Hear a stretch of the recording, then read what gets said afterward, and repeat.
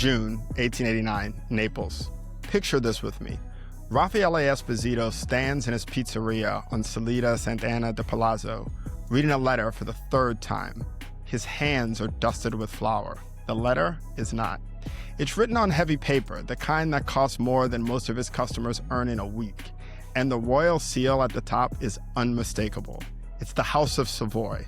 The signature at the bottom belongs to Camillo Galli, head of services at the royal household.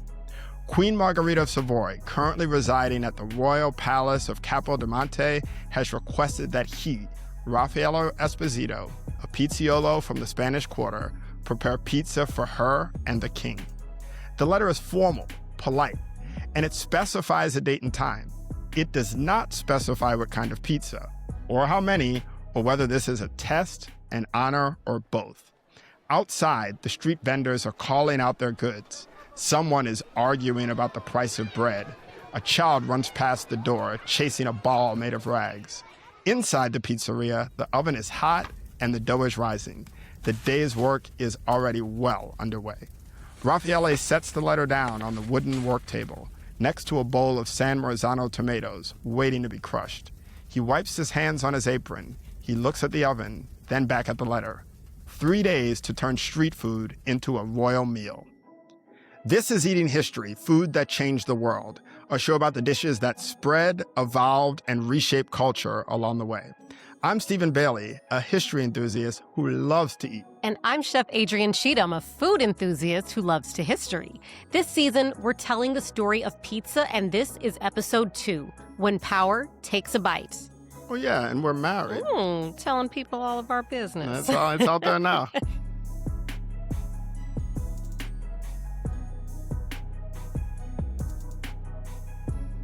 Okay, so we left off last episode with Raffaele getting the royal summons, and I have so many questions because you really left me hanging last time. I mean, look, I don't know what to tell you. But first of all, why pizza? Why would Queen Margherita, who I would think has access to literally any food in Italy, want pizza? So that's the question, isn't it? And the answer tells us a lot more about Italian politics than it does about food. So context. Italy unified in 1861, but unified is a stretch. I mean, you've got the industrial north, which seems itself as kind of modern and European. You've got the agricultural south, which the north sees as backward and poor.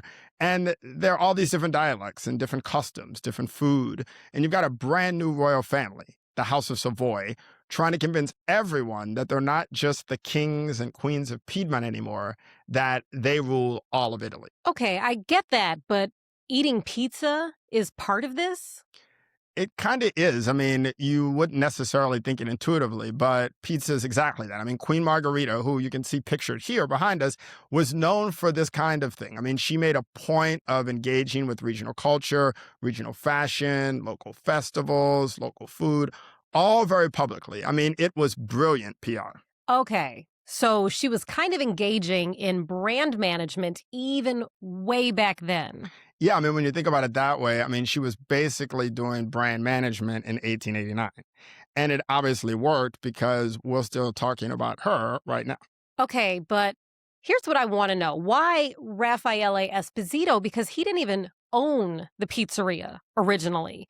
It was called Pietro il Pizzaiolo, named after his father-in-law, Pietro. Raffaele married Pietro's daughter, Maria Giovanna Brandi, and then took over the family business. Yeah, so he basically married into pizza. Exactly. And it was a solid pizzeria by all accounts. Good location, right in the heart of Naples, and the kind of place in the neighborhood that locals knew each other. Workers would grab lunch between shifts, but was it like the best pizzeria in Naples? Given all those pizzerias, I'm just going to sort of play the odds and go with probably not. Yeah, I mean, my guess is probably not. But location helps. And Naples in the 1880s had dozens, if not a couple hundred pizza makers. But Raffaele's the one who got the commission. Maybe someone at the palace had eaten his pizza. Maybe he was well connected. And maybe it was just the location. We don't actually know. But what we do know is that once he got the royal letter, and we'll talk about that in a minute, he really used it brilliantly. Brilliantly indeed. So picture this. June 11th, 1889. Raffaele has to get himself, his ingredients, and his tools up to Capodimonte. That's the royal palace on the hill overlooking the entire city. And Raffaele's probably terrified because this is not his pizzeria he's going to be cooking in. This is the palace kitchen with palace staff watching every move he makes. So if he screws anything up, everyone in Naples will know by sundown. The stakes are super high. So tell our listeners from a chef's perspective, what do you think he brings with him for such a high stakes meal? Okay, so Raffaele is going to want to bring everything. I know from experience, you want to show up prepared in case something goes wrong.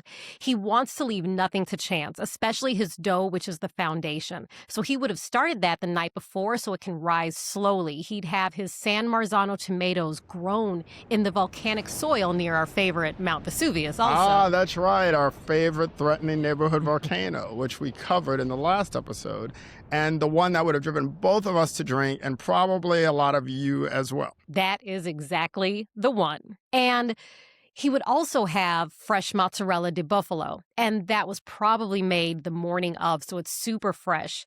A little more illicit basil from someone's garden. He'd probably have some lard, some pecorino cheese, some garlic, salt from Trapani, and of course, his wooden pizza peel for sliding the pizzas in and out of the oven. And Raffaele is going to make 3 pizzas. The first is Mostenicola, and that is the old school pizza from before tomatoes entered the country. The toppings are just lard, hard, sharp cheese, and basil. It's kind of what pizza was for centuries before the New World ingredients changed everything. The second is a marinara, just crushed tomatoes, garlic, oil, and oregano. And this was named after the fishermen's wives in Naples who made it. It's simple and classic. Those first 2 sound absolutely delicious, and I definitely like to get down with the simple when it comes to pizza. But before we go too much further, tell me about the third pizza. Ooh, okay. So the third pizza, tomato, mozzarella, and basil. Red, white, and green. And whether Raffaele planned it that way or someone noticed it after the fact, those are the colors of the Italian flag. Indeed they are. And I'm going to go with he planned it. And that's the margarita that became famous. That is, exactly. But here's the thing. That combination actually existed way before Raffaele. There are written accounts of pizza with tomato, mozzarella, and basil from decades before this happened. Raffaele didn't invent this pizza. He just made it for the queen and presumably was the one to name it in her honor. Or, I mean, at least that's the story that we're going with. I know you well, and I have to say, you sound a little bit skeptical. Me? You're not a skeptic at all. Not me, no, never. But I'm more than, yes, a little skeptical in this instance because the only evidence that we actually have for this whole event is one convenient letter. One letter. Allegedly from Camillo Galli, the head of the royal household, thanking Raffaele for the delicious pizzas. But the letter is kind of suspect. Let's just say it has a few problems of its own. Well, I know you love a good conspiracy theory, so I'll take the bait. What kind of problems are we talking about? Okay. Well, first of all, the royal seal doesn't even match. There are seals from around that time that are recorded, so it doesn't match the seals recorded from that period. Suspect. Also, the handwriting doesn't match other documents signed by Camillo Galli, and it's on regular, heavy paper, but not royal stationery.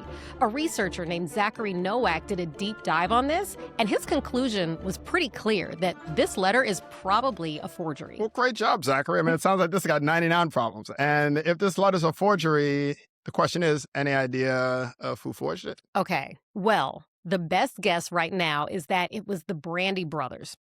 Go back. Yep. Now, remember that Raffaele's wife, Maria Giovanna Brandy, her nephews took over the pizzeria in 1932, middle of the Great Depression. Competition is fierce, and suddenly you find a letter from the royal household saying your great-uncle's pizza was delicious. It's like almost too good to be true, but on the other hand, it is marketing gold. Okay, so that's definitely a bit shady. Also kind of brilliant, actually. I mean, it's not the first time in history that someone has waved around a supposedly original letter, an artifact, as an exercise in marketing. Absolutely. I mean, it's brilliant, if false or nothing else, but But here's the tell. So the letter addresses Raffaele as Raffaele Esposito Brandy. And I'm no historian, I'll leave that to you. But to my understanding, Italian men didn't take their wives' last names back then. But the Brandy brothers probably want to make it clear that their name is linked to this story. So it's almost like they signed their own work. And I love that they just couldn't help putting their own name in there. I mean, even if it kind of like undermined the whole story, they're like, we're going to do it anyway. Right. So it kind of reminds me of Diddy all up in Biggie's videos, despite the fact that I don't believe at any point anyone ever asked him to. Probably not. They probably would have preferred he didn't show up. Especially now.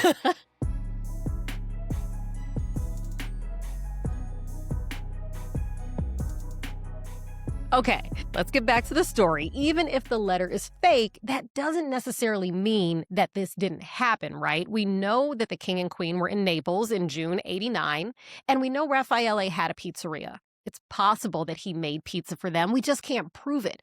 But honestly, I don't think it matters whether it happened or not, literally, because the story is what carried forward and what changed the game. Because if you think about what pizza was before this, it was street food that poor people ate standing up, sold by vendors with portable ovens, and some early accounts describe it as delicious, but others from that period also describe it as disgusting. Food that's sitting in the sun, covered with flies all day. Well, that sounds absolutely delicious. Very appealing. But then there's a story about a queen that eats pizza and loved it. And suddenly pizza isn't just food for poor people that might be covered in flies. It has royal approval and it has legitimacy. I mean, it's becoming something that represents Italy. Red, white, green, the flag, the nation, unity, the whole 9 yards. Even though the South is still much poorer than the North, and even though Naples is still struggling. So at this point, unification is fragile. The symbolism papers over it at first for a little while. Pizza becomes a way of saying we're all Italians together. Yes, but Queen Margherita herself, I know the food history side, but I want to know a little bit about what she was actually like. Well, if I could choose one word, complicated. I mean, she was born in 1851. Married her first cousin, Prince Umberto, when she was 17, as those back then were wont to do. Became queen in 1878, and she was very popular. I mean, more popular than her husband. People described her as charming, cultured, strong-willed. She founded libraries, visited hospitals, supported the arts. She also genuinely seemed to engage with regional culture, or at least she was very good at appearing to do so. So asking for pizza kind of fit a pattern that people could get their minds around. Okay, it does fit perfectly with the pattern that you described. And maybe that's why the story feels so believable, even if it can't be proven true. I'm going to say we just go on vibes and say it did happen. I'm sure our listeners are wondering what it would have actually been like to make pizza for a queen. Ooh. So put yourself there. Tell us how it might have gone down. So I've thought about this and, think about it. You're Raffaele. You're in this enormous palace kitchen, gleaming marble floors, shiny copper pots, staff in starched formal uniforms. Like, you're trying to work the way that you always work, but you're in a new environment. The oven's different. The work surface is different. And people are watching every single thing that you do. I'm intrigued when you say the oven was different. I mean, what do you think the oven back then was really like? So the oven back then was wood-fired, probably brick or stone, dome shape, and you needed those ovens screaming hot. And at that temperature, pizza's cooking really quickly, but every oven has different hot spots, and you need to know exactly where to position your pie for optimal results. When it hits the hot interior surface of the oven, the dough puffs in places, the edges get those charred spots, and the excess moisture in the crushed tomato evaporates quickly, and the mozzarella is just beginning to sweat and melt. So it's kind of like a culinary high wire act. I mean, you have to get it exactly right under an enormous amount of pressure. Oh, yes. Tremendous pressure, and timing is everything. Too long and the pizza burns. Too short and the dough is not fully cooked. So the mozzarella also has to be cut perfectly so it melts but doesn't turn to molten liquid. And the crushed tomatoes have to be just barely cooked so they don't lose their bright flavor. And the basil, that you have to add just at the right moment when it's out of the oven so it wilts from the heat and releases aroma but doesn't turn black. Yeah, that illicit basil you've been talking about. That's a lot of pressure. I mean, I know you've cooked for some very important people in some very high pressure situations. But my favorites, opposite ends of the spectrum, Dalai Lama, Aretha Franklin. What is that like? Oh my God, it is nerve-wracking. Even when it's something you've done thousands of times, it's like your senses are all heightened in that moment and you're just praying that nothing goes wrong. And in Raffaele's case, you're doing it for a queen who might take one bite and send it away, or who might love it. You just have no idea. So he makes 3 pizzas, right? Yes, and according to the story, she likes the tomato, basil, mozzarella one the best. The one that looks like the Italian flag. And Raffaele or somebody named it after her, Margherita. But we don't actually know if that's true, right? You're right.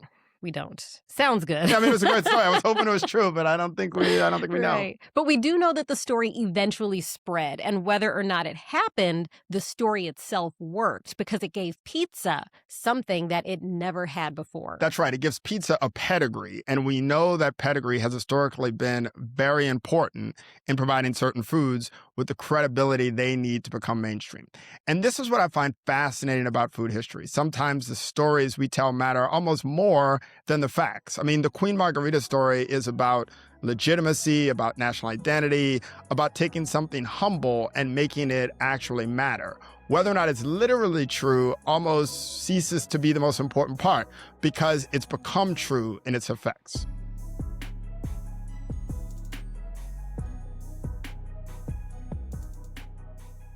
So let's talk about the food itself for a second, because whether or not Raffaele made this for a queen, the combination of tomato, mozzarella, and basil is absolutely genius.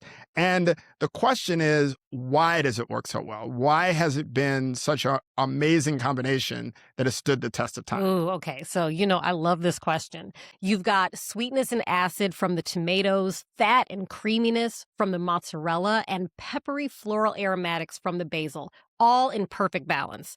The tomatoes are a little tangy, and the mozzarella is the perfect foil for all of that tanginess, but gives you this luxurious richness on the palate, while the basil comes in peppery and fresh to cut through everything. I mean, that's absolutely delicious. And what's amazing is flavor is important, but there's something else that makes it work really well, too. Yes, it's not just flavor, it's also texture, which is the hallmark of any great dish. The dough is chewy. It doesn't just soften and dissolve when you take a bite and it hits your palate. It has a slight char in places and gets crisp in little places from that wood fire. The mozzarella melts but feels luscious when you bite into it. And the tomatoes add moisture to the dough so it doesn't dry out, but not so much moisture that it gets soggy. And then the basil that you add at the end just cuts through all that and it brings everything together.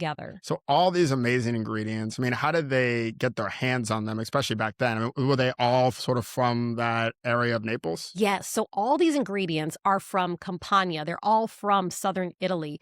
San Marzano tomatoes, they're grown in volcanic soil near our favorite Mount Vesuvius. So they're sweeter and less acidic than other tomatoes. Mozzarella di bufala is made from the milk of the water buffalo from the marshlands just south of Naples. It's creamier and richer than cow's milk mozzarella. And then you have the flour, which is milled from wheat grown in Puglia in Sicily.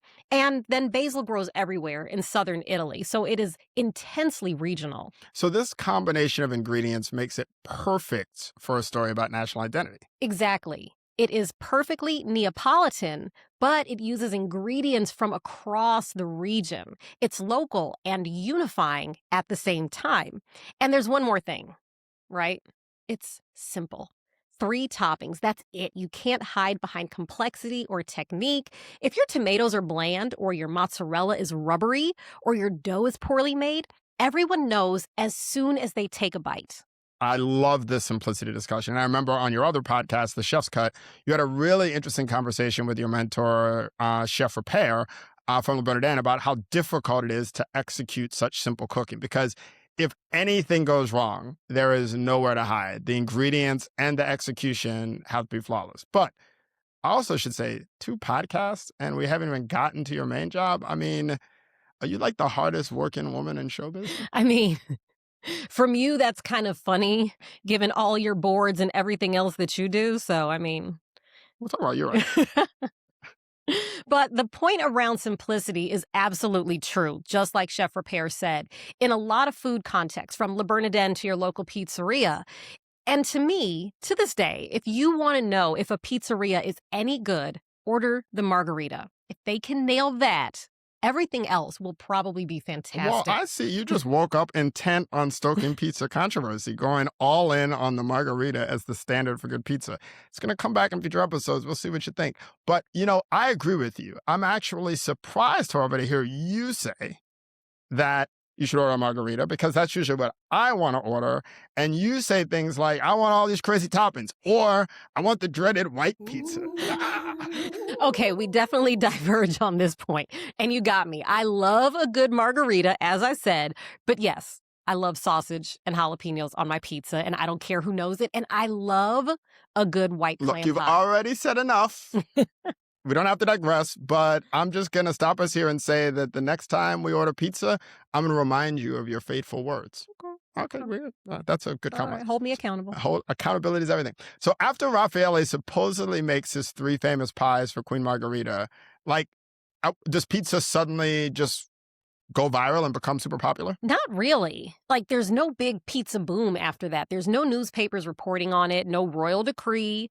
Which really bolsters the case for this letter being a forgery in the first place, that showed up years later. Because after Queen Margherita supposedly summoned Raffaele, pizza stayed pretty much where it was, working class street food in Naples. The letter brought some attention and prestige to Raffaele's nephew's pizzeria, but the real change doesn't happen until much later, when Italian immigrants start bringing pizza to other countries. And that's when the Queen Margherita story becomes useful. So when Italian immigrants arrive in New York or Buenos Aires or Sao Paulo, they're not just bringing cheap street food. I mean, they're bringing food that a queen ate and loved. That changes everything. It makes pizza something exotic and interesting.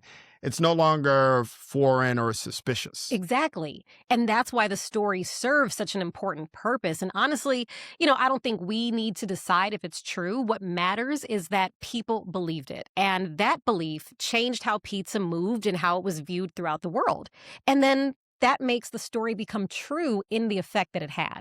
While this makes me a bit uncomfortable as an historian because we like to think that we can kind of get to the bottom of what is the official truth, I really can't say that I disagree in this case. It's another example of, kind of food history having multiple stories. Yeah, and that exactly happens with a lot of food origin stories. They get simplified, mythologized, and sometimes invented out of wisps of air. I got a letter. Wisps of truth, right? And that's okay. The stories that we tell about food reveal what we want that food to mean. And as you said earlier, the Queen Margherita story really is about taking a humble food and making it matter at a regional and national level to unify people. And it's also about the fact that good marketing can last for over a century. For example, why is it that we still associate the Michelin Tire Company with fine dining today? You woke up controversy. I'm going to join the controversy myself. I have strong feelings on that. You create a travel guide over 100 years ago to help sell tires, and that becomes the de facto word on where to dine around the world. Makes total sense. I'm not going to take the bait on this one. But okay, so we've been focusing on Naples because in 1889, pizza is still very much local. It didn't spread yet, and it didn't get adopted in the rest of Italy, let alone the world. So how does that eventually happen? Migration. Millions of Italians leave Italy in the 1880s, 1890s, early 1900s. They go to New York, Boston, Buenos Aires, Sao Paulo, and they bring their food with them. And don't forget New Orleans and the southern Gulf region, where a lot of southern Italians migrated to as well. All right. I like the fact that you're giving that NOLA shout out. I'm assuming one of the foods they brought with them was pizza when they were emigrating to all these places, NOLA included. Yes, you got it. When people are migrating, they're bringing their food with them. And here's the thing. When pizza leaves Naples, though, it does not stay Neapolitan. It can't. The ingredients are different. The ovens are different. The customers are different. And pizza has to adapt. And that adaptation creates something entirely new. Not better, not worse, just different. And that's exactly where we're headed next episode. Migration, adaptation, and the moment when pizza stops being exclusively Italian food. You're just going to leave everyone hanging like that? I just don't, there's no historical justification for that type of cliffhanger. If I'm not mistaken, you did that to me in the last I episode, did. despite my asking you to keep it going. I remember it differently. Maybe I've reformed my ways. I mean, why don't you at least, maybe it's a compromise, leave us with just a little bit of a beak wetter for Okay. the next episode. Let's get a little bite, a little taste to take us into the next episode. By 1900, pizza is starting to appear in Italian immigrant neighborhoods across the Americas. And in New York's Little Italy, someone is going to have an idea. He's going to take pizza off the street and put it in a building. He's going to add tables and chairs, and he's going to make it something that you sit down and eat with other people. So when pizza hits America, everything we just talked about, the tradition, the rules, the right way to make it, all of that is about to get thrown out of the window. Because Americans don't preserve recipes, right? We tear them apart, we rebuild them, we argue about them, and we turn them into something completely new. And pizza is getting ready to fragment into 1,000 different versions. And the arguments, well, they are just getting started. Next time, pizza crosses the Atlantic and nothing will ever be the same.